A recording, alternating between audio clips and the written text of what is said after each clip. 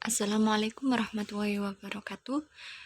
Kita kembali lagi di pembahasan latihan soal di KD pertama kelas 12, yaitu tentang konsep wilayah. Adapun soal yang akan kita bahas yaitu meliputi wilayah fungsional di Indonesia yang menjadi pusat pertumbuhan dan wilayah yang dipengaruhinya.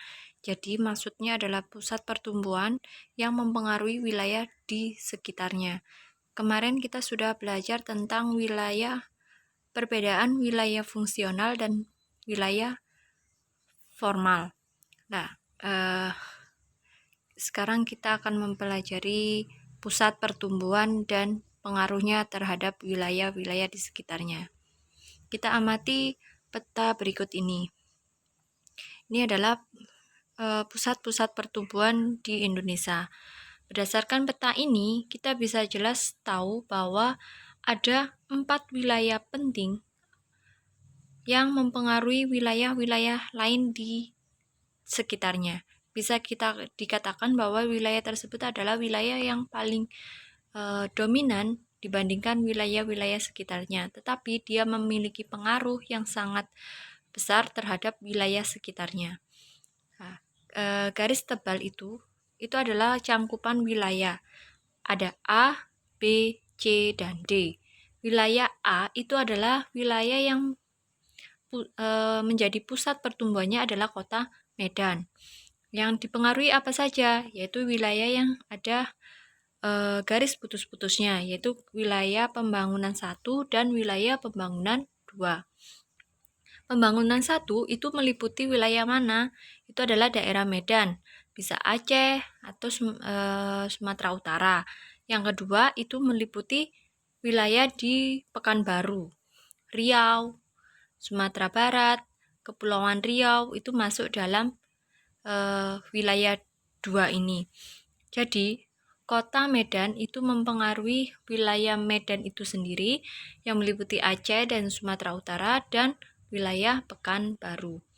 Terus yang B itu adalah yang menjadi pusat pertumbuhan itu Jakarta. Nah, Jakarta itu letaknya kan di Jawa, tapi dia juga mempengaruhi bagi wilayah yang ada di sebagian Sumatera. Misal itu di nomor Romawi 3 itu kan ada di wilayah Palembang. Terus yang keempat itu adalah wilayah Jakarta sendiri, meliputi wilayah Banten, Jawa Barat, Jawa Tengah, Yogyakarta. Mereka semua itu berpusat di wilayah Jakarta. Sedangkan yang ke-6 itu adalah Pontianak, yaitu wilayah dari Pulau Kalimantan. Terus yang ke bagian C itu meliputi wilayah Jawa dan Kalimantan. Yang menjadi pusat adalah kota Surabaya, yaitu wilayah Jawa Timur sendiri yang ditandai dengan Romawi 5 dan yang ditandai dengan Romawi 7 itu adalah wilayah Samarinda, Balikpapan, Kalimantan Tengah, Kalimantan Timur, Kalimantan Selatan. Terus yang bagian D ini cukup luas. Yang menjadi pusat yang wilayah mana? Ternyata di D itu yang menjadi pusat adalah kota Makassar yang ada di Sulawesi. Nah, dari kota Makassar ini dibagi menjadi 3 wilayah wilayah pembangunan, yaitu meliputi Nusa Tenggara, Kepulauan Nusa Tenggara, terus Maluku, ada Papua. Itu adalah wilayah-wilayah yang menjadi wilayah yang berpusat di Makassar. Ya, itu tadi adalah wilayah-wilayah yang menjadi pusat-pusat pembangunan di Indonesia.